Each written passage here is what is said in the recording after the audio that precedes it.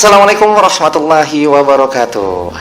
Semoga Allah Subhanahu wa taala memberikan kita kekuatan untuk menyelesaikan puasa kita sampai dengan 30 hari ke depan ya. Amin ya rabbal alamin. Mudah-mudahan kita diberikan umur yang berkah, umur yang panjang gitu kan. Dan mudah-mudahan Allah Subhanahu wa taala permudah langkah kita untuk senantiasa dekat dengan masjid, dekat dengan orang-orang saleh dan senantiasa mencari ilmu-ilmu. Amin ya rabbal alamin. Salawat serta salam kepada baginda Nabi Muhammad sallallahu alaihi wasallam yang mana beliau selalu mempedulikan kita sampai akhir hayatnya pun yang dipanggil adalah nama kita. Mudah-mudahan kita senantiasa selalu bersolawat kepada baginda Nabi Muhammad SAW. Nah, apa kabar pemirsa Belitung Televisi? Semoga sehat selalu dan alhamdulillah telah hadir bersama dengan kita Ustadz Reza Al-Aziz. Ya. Jazakallah khairan.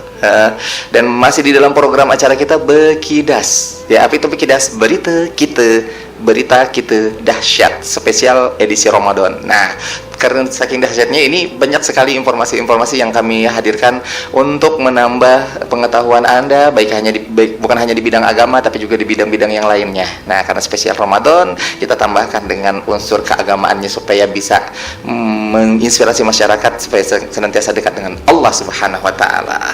Nah, ini sudah masuk puasa yang ke-22 atau 23. Ya, Alhamdulillah. betul. Nah, Alhamdulillah. kita perkenalan dulu Ustadz Aziz dari mana? Pendidikannya apa? Oke. Nama saya Reza Al-Aziz. Saya asli orang Belitung. Lahir 10 Juli 1996. Saya kenalkan dikit saja tentang biodata edukasi saya, pendidikan saya di Belitung dan di luar negeri seperti apa. Saya kebetulan sekolahnya dulunya di SD Negeri 22. SMP di SMP Negeri 4 Tanjung Pandan. Setelah itu saya hijrah keluar kota Belitung. Saya ke Banten, di sana 3 tahun di Islamic Boarding School Latansa. Setelah itu saya SMP selesai, saya mengulang SMP di sana. Saya mencari ingin ada niat, ingin membantu kedua orang tua biar dari pendidikan tidak membebani mereka. Gimana caranya? Saya searching dari Google, dari informasi di YouTube dan lain-lain. Ada pesantren yang memberikan beasiswa katanya seperti itu. Akhirnya saya ikut tes di sana. Kurang lebih ada 3.000 anak yang ikut tes. Pada tahun 2013 saya termasuk yang lulus. Dari 3.000 cuma 300 orang yang diambil. Di sana pesantren Sulaimaniyah namanya, Yayasan Tahfiz Sulaimaniyah. Saya sekolah di sana 3 tahun. 1 tahun pertama saya menghafal Quran sudah selesai. Tahun kedua saya belajar ilmu bahasa Arab dan bahasa Turki dan lain-lain. Setelah itu tahun 2016 saya ke Turki. Di sana di Istanbul saya tinggal 3 tahun. 2019 awal saya pulang ke Indonesia dan sekarang mengajar di Jakarta, alhamdulillah. Dan sekarang mengajar di Jakarta, sedang menyelesaikan pendidikan sarjana hukum. Iya, kebetulan saya juga sarjana hukum. Ya, di samping kita ahli dalam agama, kita juga ahli dalam bidang ilmu hukum, dalam ilmu keduniaan agar kita bisa mengarungi dunia ini dengan seimbang. Saya pikir seperti itu. Masya Allah, tabarakallah. Seimbang ya, itu kru-kru yang lain. Dan seimbangnya supaya mudah-mudahan kita bisa senantiasa menjadikan Al-Quran dan juga Islam itu sebagai prioritas. Iya, betul. Nah ini menarik sekali Ustadz. Nah, kemarin itu kan kita juga di hari pertama kita ketemu dengan Hafiz 30 juz Al-Quran juga. Namanya itu Bang Vicky ya. Masya Allah, tabarakallah. Mudah-mudahan Allah lindungi beliau juga. Nah, beliau juga di minggu-minggu pertama kemarin memberikan spirit tentang menghafal Quran, dekat dengan Al-Quran. Nah, ini 10 hari Ramadan dengan pengampunan. Yang Allah Subhanahu wa taala berikan pintu ampunan seluas-luasnya. Ini tips untuk 10 Ramadan ini bagaimana sih supaya kita tidak kecolongan?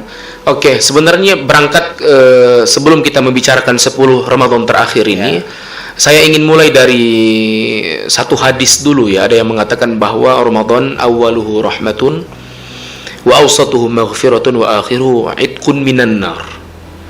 Nah, kita di tempat yang ketiganya ini, di itqun minan nar. Itqun minan nar artinya apa? Pembebasan seseorang dari api neraka. Nah, jadi di 10 terakhir ini sebenarnya Allah memberikan kesempatan kepada kita untuk bisa membebaskan diri kita dari api neraka, sebenarnya seperti itu. Allah tidak menghukum kita, tapi Allah berikan orang-orang yang sudah pasti mereka masuk neraka, silakan untuk membebaskan diri kalian sendiri, silakan bebaskan diri kalian. Adanya bulan Ramadan ini, di 10 terakhir ini Allah khususkan bagi mereka yang beribadah pada malam-malam 10 terakhir ini dalam malam Lailatul Qadar dan lain-lain. Insya Allah bagi mereka yang beruntung, yang bernasib, Allah akan bebaskan mereka dari api neraka insya Allah. Nah, tips-tipsnya seperti apa?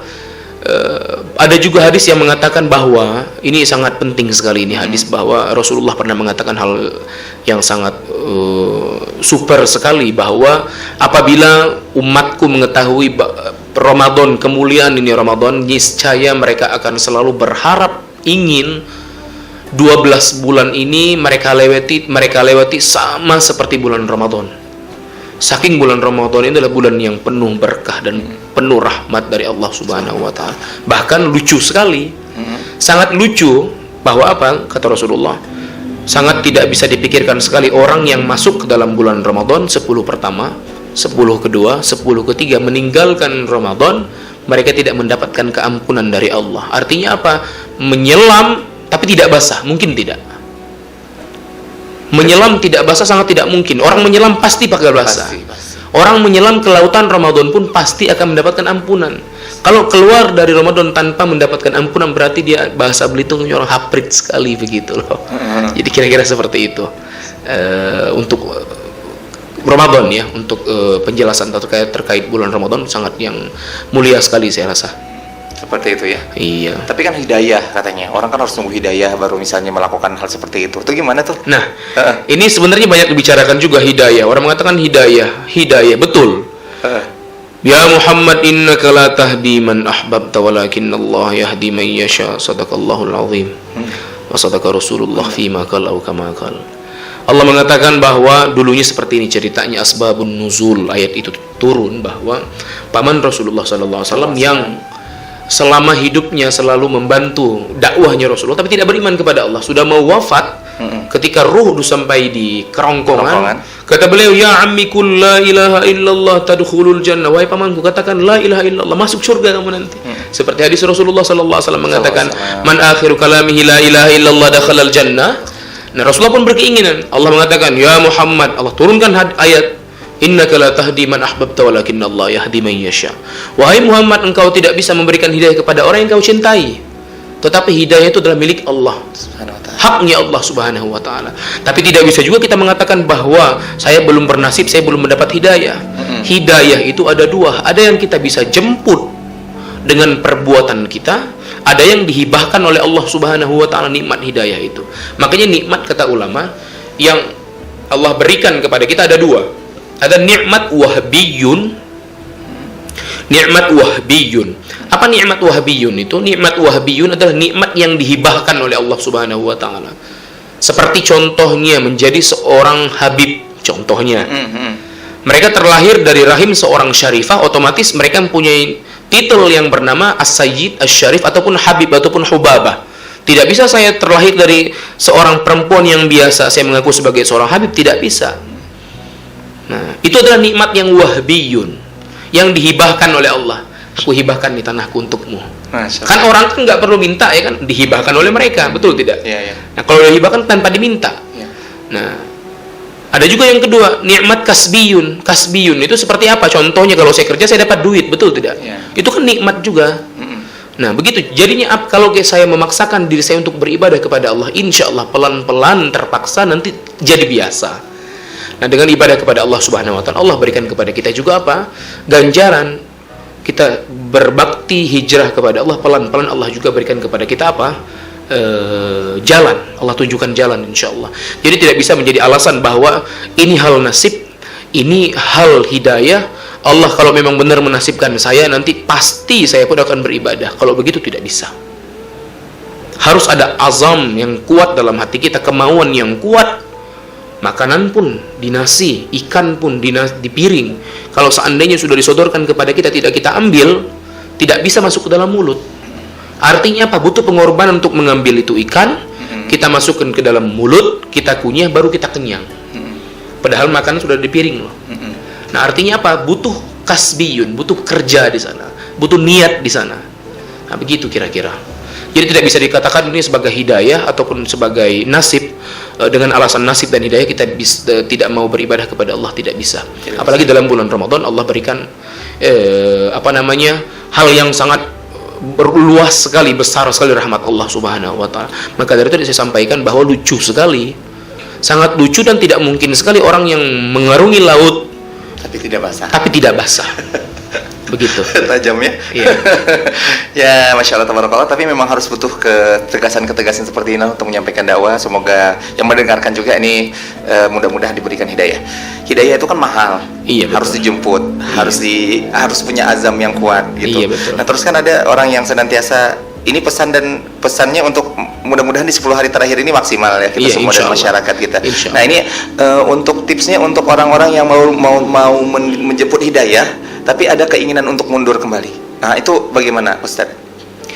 Orang yang mau menjemput hidayah tapi mundur Iya, kembali. maksudnya mungkin ketika ada dikritik atau diapain atau dihujah. Nah, ini tipsnya gimana supaya mereka istiqomah gitu. Supaya istiqomah saja bagaimana ya? Iya, iya. Berarti mungkin lebihnya kepada takut pada kritikan mungkin ya. Mungkin. Gengsi mungkin pada Mungkin, kritikan, mau ke ya. masjid takutnya digunjing, Ya. dia sudah taubat dan lain-lain. Itu saya lihat lebih kepada keyakinan saja. Saya rasa kalau orang sudah percaya diri, semua apa yang ada di depan dia bakal dia tebas, dia bakal jalan ke depan. Karena kurangnya kepercayaan diri dia dalam apa yang dia kerjakan, ada gunjingan kanan, gunjingan kiri, dia sudah tumbang. Itu kurang kepercayaan. Jadinya apa artinya? Karena kurang kepercayaan itu, mereka ada memang hal yang wajar ya. Semakin tinggi itu pohon, semakin banyak itu nanti angin. Itu hal yang wajar. Ke atas pun begitu, ke bawah pun begitu. Baru-baru ini kita lihat kemarin ada musibah. Kita doakan semoga teman-teman kita yang berjuang, yang syahid di KRI Nanggala 402, Allah berikan keberkahan untuk mereka semua, keluarga mereka semua. Ke atas pun begitu, ke bawah pun begitu. Semakin tinggi itu pohon, akan semakin kuat guncangan itu angin. Pasti. Semakin dalam itu air, semakin kuat tekanan air ke dalam itu.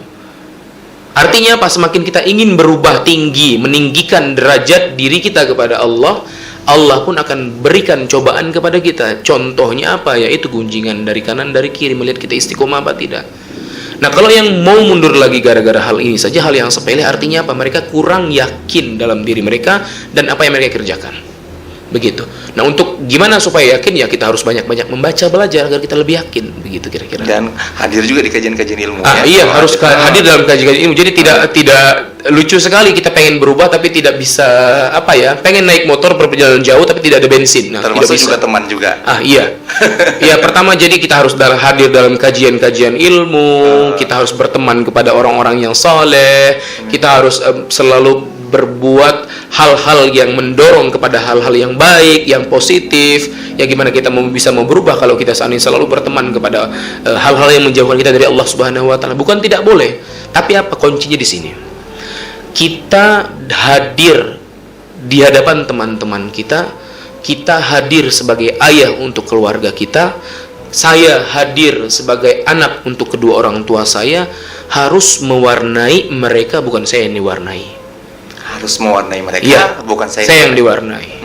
Begitu. Menarik ini. Kalau kita punya motivasi ataupun punya acuan jalan hidup ingin mewarnai, insya Allah berteman kepada siapapun tidak akan masalah.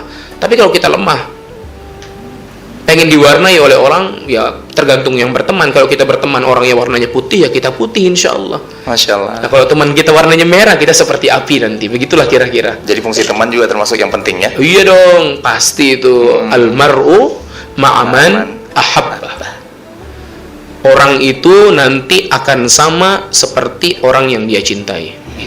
Baik, kita akan kembali lagi, menarik ya segmen yang akan kita bicarakan di 10 malam terakhir. Tapi sebelumnya juga kita ngobrol-ngobrolnya itu menarik gitu, harus mengalir. Tapi mudah-mudahan kena ya poin yang kita bahas di malam hari ini di Bekidas, berita kita dahsyat spesial Ramadan. Kita kembali lagi setelah yang satu ini. Ibu saya tuh ya, ada yang praktis, tapi tetap nih dipakai caranya sendiri. Tadi kan belanja, pas bayar, kasirnya kehabisan uang pecahan. Bakalan lama deh. Padahal sudah bilang, bayarnya gesek aja. Simpedes kan eksis di mana-mana. Beli tiket kereta juga, mantapnya beli depan loket. Mau ngantri kayak apa juga, tetap dilakuin. Simpedes kan udah eksis di HP, pencet, beres. Aduh, ibu. Nah, kayak sekarang bayar cicilan ke Pedes BRI, maunya di bank. Di ATM kan bisa. Dan di dekat rumah udah ada agen briling. Pemirsa Bekidas, berita kita dahsyat, khususnya pemirsa dari Belitung Televisi, alhamdulillah ya. Ini segmen pertama juga sudah kita lalui. Nah, ini kita ke segmen kedua, kita obrolnya tentang amalan-amalan 10 hari di bulan Ramadan.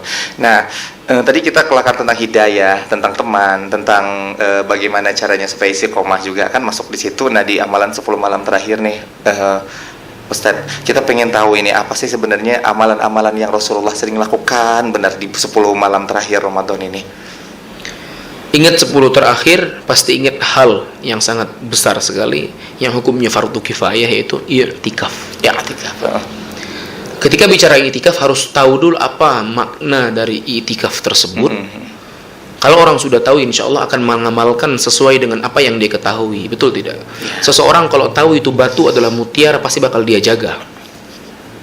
Tapi kalau dia tahu itu batu sama seperti batu yang lain, dia biasa saja. Orang kenapa bisa simpan di dompetnya, dari dompet simpan dalam baju, digulung-gulung, masukin ke lemari, karena tahu dia mulianya itu batu. Kita pun sama, kalau tahunya itikaf seperti hal yang biasa saja, ya kita biasa saja. Tapi kalau kita tahu itikaf itu hal yang sangat Masya Allah sekali, kalau kita bilang hal yang sangat muazzam bahasa Turki ini sangat yang besar, insya Allah orang pun akan mendatangi mengerjakan itikaf dalam persiapan yang besar juga. Apa itu itikaf? Dalam arti bahasa, i'tikaf adalah berhenti ataupun diam sejenak. Ya, karena dalam itu dalam artian bahasa i'takafa, ya'takifu, i'tikafan. Dari sana munculnya. Masdar dari i'takafa dari bab ifti'al. Bahwa i'tikaf adalah berdiam diri sejenak di masjid dalam waktu yang tertentu dengan niat yang tertentu secara syariatnya, seperti itu sebenarnya. Nah, i'tikaf pada bulan Ramadan ini hukumnya adalah fardu kifayah. Fardu kifayah yang dimana apabila di satu tempat tersebut tidak ada yang mengerjakannya, maka semuanya berdosa. Aduh, Masya Allah. Nah, jadi kalau di Belitung ini nggak ada yang itikaf malam ini, ya berarti kita berdosa semua orang Belitung. Masya Allah. Itu hukumnya fardu kifayah. Banyak Fardu orang yang kifayah. tahunya itu bukan fardu kifayah, Ustaz. Nah, fardu kifayah. Oh, fardu kifayah itu ternyata pemirsa Belitung. Itikaf ya, mulai yang sudah mendengarkan ini, yang live juga sudah mendengar kita, itikaf, karena itu fardu kifayah. Ya, fardu kifayah, hukumnya fardu kifayah. Jadi insya Allah apabila ada yang mengerjakan di antara kita, ya kewajiban kita sudah gugur. Tapi kalau kita bisa, ya kenapa tidak? Betul tidak? Iya. Masa orang disuruh mengambil emas, orang kita nyuruh orang, silakan kamu ambil, saya nanti saja ambilnya. Itu kan pemikiran yang sangat rendah sekali, saya pikir, ya kan? Kenapa orang nggak mau? Karena nggak kelihatan saja. Jadi begitu. Sebenarnya hal yang sangat besar sekali. Ya, jadi itikaf itu yang pertama, itikaf. Di dalam itikaf kita harus ngapain saja? Dalam itikaf kita harus pertama banyak baca Al-Quran. Setelah itu kita banyak zikir kepada Allah Subhanahu Wa Taala. Sebenarnya itikaf itu adalah amalan yang paling baik pada 10 terakhir Ramadan. Karena kenapa? Dengan itikaf orang itu melepaskan dirinya. Artinya bahasa kasarnya begini loh. Yang tadinya sebuah beban berat digantung oleh tali, ketika dilepaskan, begitu dilepaskan dia jatuh kan, terpisah dengan atas dengan bawah, betul tidak? Orang yang itikaf pun sama seperti itu. Ketika masuk dalam masjid untuk itikaf 10 hari terakhir Ramadan, artinya dia mengikrarkan bahwa saya melepaskan diri saya dari seluruh apapun kecuali saya menggantungkan diri saya kepada Allah Subhanahu Wa Taala. Maka dari itu kenapa itikaf disebut hal yang sangat besar, ibadah yang sangat besar, yang sangat afdol. Karena mereka melepaskan dirinya semua, bahasa kasarnya melepaskan bajunya, melepaskan celananya, dia semua dilepaskannya dunia, dia menuju kepada Allah Subhanahu Wa Taala. Itikaf akan menjadi afdol apabila dilaksanakan sesuai dengan syariat Islam, sesuai dengan sunnahnya Rasulullah Sallallahu Alaihi Wasallam. Di dalam itikaf kita tidak usahakan tidak berbicara dunia, perbanyak zikir kita kepada Allah Subhanahu Wa Taala, perbanyak juga kita mengkhatamkan Al-Quran, apalagi bulan Ramadan bulan turunnya Al-Quran, betul tidak? Nah, insya Allah dengan khataman Al-Quran pada itikaf, mudah-mudahan Allah berikan kepada kita kesempatan untuk nanti beritikaf juga di surganya Allah Subhanahu Wa Taala. Jadi kalau kita bicara 10 terakhir Ramadan, ya yang paling besar sih anjurannya adalah i'tikaf. Bagi yang berkesempatan ya silakan i'tikaf. Bagi yang tidak berkesempatan ya kan ada yang kerja, ada yang lain-lain. Maka dari itu ada yang mengatakan daripada mufti, ulama-ulama kita mengatakan i'tikaf ini sebenarnya tugasnya para ustadz sebenarnya, ustadz di kampung tersebut. Jadi zaman dahulu itu, apalagi pada zaman Khilafah Turki Utsmaniyah, saya sekolah di Turki 3 tahun, udah belajar juga sejarah tentang Turki Utsmani. Di sejarah Turki Utsmani itu ketika bulan Ramadan 10 terakhir itu nggak semua orang itikaf. Misalnya dia ambil per tempat per kabupaten, mana ulama per kabupaten tersebut dia yang disuruh itikaf. Karena ulama tersebut tidak punya kerjaan, kerja mereka hanya apa? Hanya belajar dan mengajarkan Al-Quran saja. Adapun makanan mereka, barang-barang mereka, kebutuhan mereka negara yang penuhi. Nah itulah makanya itikaf seharusnya dilakukan oleh para ustadz-ustadz di tempat tersebut. Setelah itu baru pada orang-orang yang lain seperti itu. Ya kalau orang-orang bisa juga nggak apa-apa, silahkan. Tapi ustadz harus diutamakan terlebih dahulu, memberikan kesempatan kepada dirinya untuk bisa beritikaf di masjid-masjid yang sesuai dengan syariat juga seperti itu. Subhanallah, Masya Allah, Tabarakallah. Itu jadi pemirsa Bekidas ya, berita kita dahsyat tentang amalan-amalan 10 hari terakhir di momen-momen bulan Ramadan. Tidak terasa waktu kita, kebersamaan kita di malam hari ini cukup sampai sekian ya. Mudah-mudahan nanti kita bisa ketemu di lain waktu dan di lain kesempatan. Yakinlah, mudah-mudahan Allah Subhanahu wa taala berikan ganjaran yang terbaik kepada kita. Amin. Kalau kita senantiasa ingin berusaha memperbaiki diri kita. Amin. Dan saya host Laili Hayat pamit undur diri beserta dengan narasumber kita Bang Reza. Iya. Reza Al-Aziz ya. Mohon maaf kalau kita ada salah-salah kata, dan mudah-mudahan Allah pertemukan kita di dalam keadaan baik ya nanti, dan mudah-mudahan Allah Subhanahu wa taala mudahkan urusan kita. Amin. Amin ya rabbal alamin. Billahi taufiq wal hidayah. Wassalamualaikum warahmatullahi wabarakatuh.